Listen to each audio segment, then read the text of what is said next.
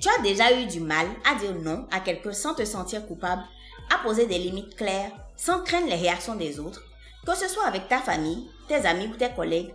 Ta capacité à accommoder les autres n'est pas un puissant fond. Dans cette vidéo, je te dirai exactement comment transformer ta vie en affirmant sereinement tes choix.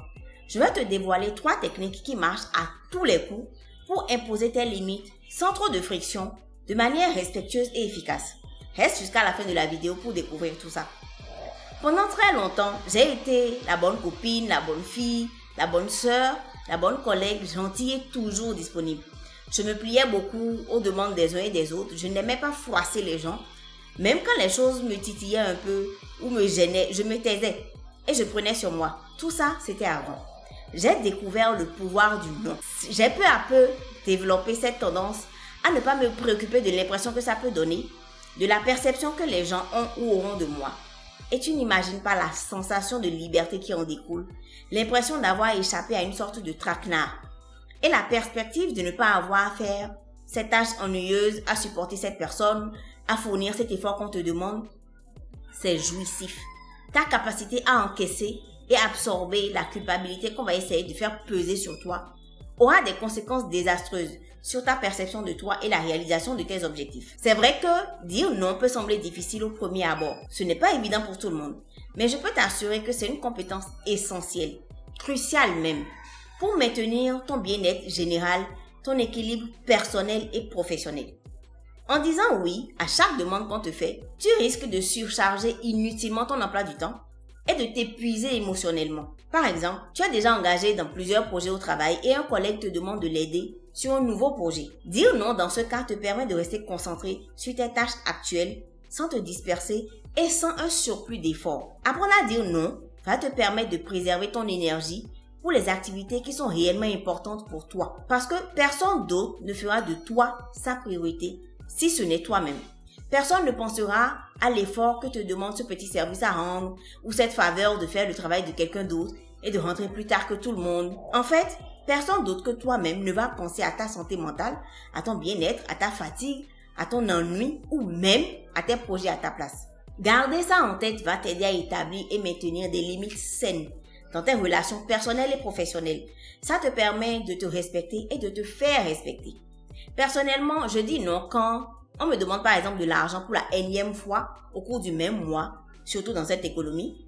Je dis non quand on me demande de faire un geste commercial sur les produits que je vends, sous prétexte que c'est la famille. Je dis non quand il s'agit de participer à des événements, même familiaux ou professionnels, auxquels je n'ai tout simplement pas envie d'aller. Je dis non en fait dès que l'aide ou le service qu'on me demande me coûte quelque chose que je ne peux pas me permettre à ce moment précis. C'est ça ma limite. Mon temps, mon argent, mes connaissances, ma santé physique et mentale, ma quiétude. Et je le fais sans culpabilité aucune parce que ça aurait empiété d'une façon ou d'une autre sur l'une de ces choses. À partir du moment où tu comprends qu'en disant non aux autres, tu te dis oui à toi-même, la perspective change. Tu dis oui à tes projets, à ton énergie, à tes objectifs. Tu affirmes tes propres besoins et tes limites. Autrement, c'est toi qui vas en pâtir. Tu acceptes d'aider tout le monde, sauf toi-même.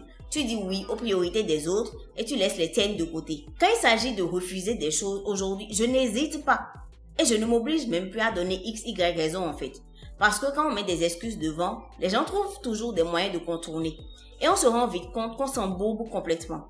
Alors qu'on pouvait juste dire non et se taire. Non est une phrase complète en fait. Pas besoin de plus forcément. Quand je dis « je suis désolé, je ne peux pas t'aider », ça vient du fond de mon cœur.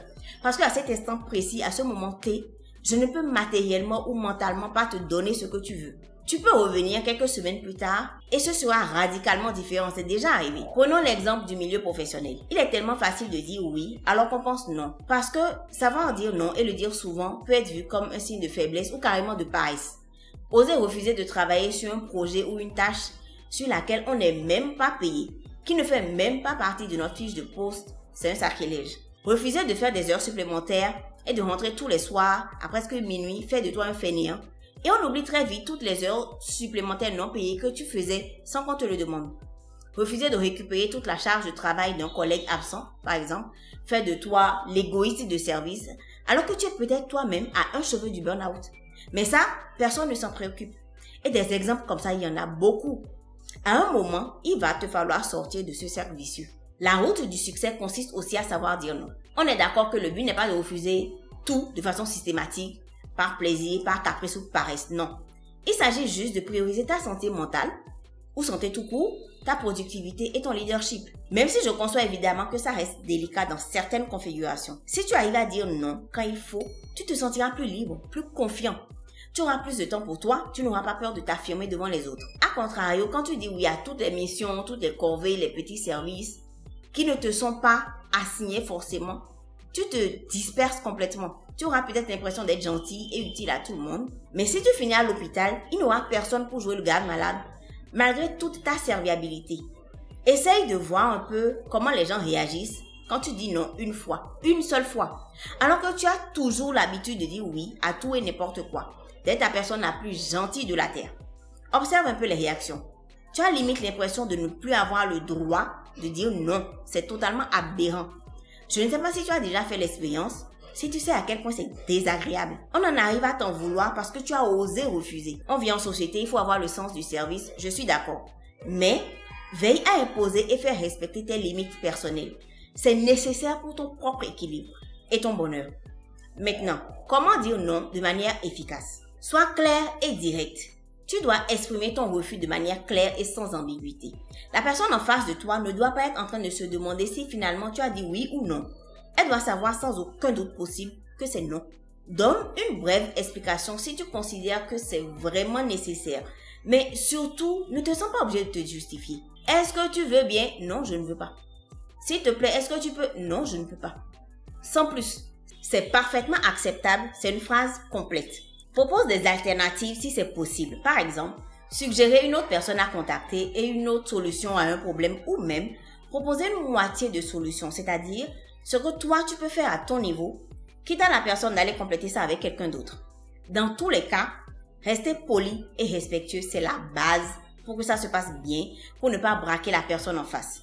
Voici 3 techniques qui vont t'aider à mettre ça en pratique. Dire et faire accepter ton non, fermement, mais en douceur. Première méthode, c'est la méthode sandwich. Tu vas entourer ton refus de choses agréables, positives ou juste neutres.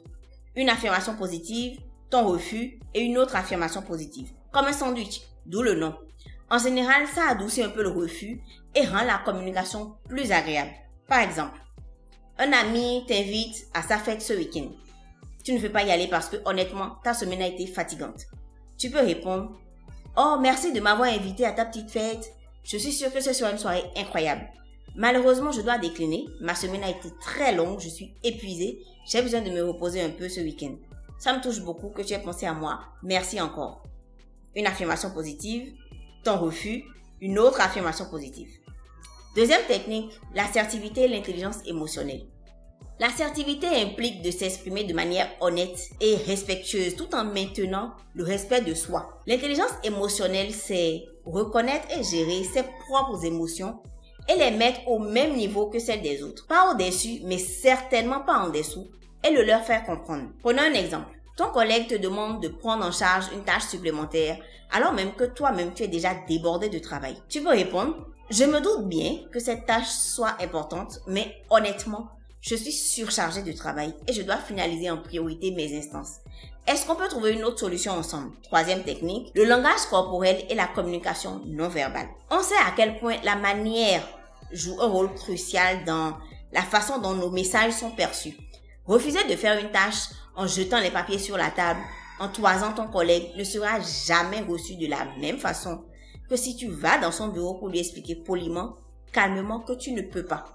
Avoir une posture confiante, un contact visuel approprié te permet de renforcer ton refus sans être désagréable avec la personne. Par exemple, un commercial qui essaye de te convaincre d'acheter un produit dont tu n'as pas besoin. Tu souris poliment, tu positionnes tes bras dans n'importe quelle position, sauf croisés devant toi. C'est une posture fermée qui peut rabaisser ton interlocuteur. Mais reste ferme dans ta posture et maintiens une certaine distance appropriée. Tu réponds par exemple « Merci pour votre présentation, mais je n'ai pas besoin de ce produit pour le moment. Je vous remercie pour votre temps. » En utilisant ces 3 techniques, tu peux dire non respectueusement et avec assurance dans différentes situations de la vie quotidienne. Tu trouveras sur Internet un nombre incalculable de méthodes, de livres, de formations pour t'apprendre à dire non. Mais ils ne supprimeront par le sentiment profond qui te fait monter les autres avant toi-même dans le canot de sauvetage. Rappelle-toi que pour aider les autres, pour être présent pour les autres, tu dois être toi-même à 100%. Ce n'est pas pour rien que la consigne en avion, c'est de placer son propre masque à oxygène avant d'aider les autres en cas de situation grave. Parce que si tu n'es pas en vie, tu ne peux sauver personne, n'est-ce pas? Si tu es d'accord avec moi, laisse-moi un petit like sous la vidéo pour me le dire. C'est à toi de poser les limites. Non quand ce qui t'est demandé t'empêche de te concentrer sur une tâche en cours. Non quand ce qu'on te demande n'est pas aligné avec tes valeurs ou tes objectifs. Non quand le service demandé va t'occuper et te fatiguer encore plus que tu ne l'es déjà. Non quand tu penses que ça va affecter ta santé mentale. Non quand ça implique une fin de mois compliquée pour toi financièrement. Bref, trouve en toi le courage de dire non quand tu n'as pas envie de dire oui ou quand tu n'as pas la capacité matérielle et mentale de dire oui. La limite doit venir de toi, pas des autres. Ciao.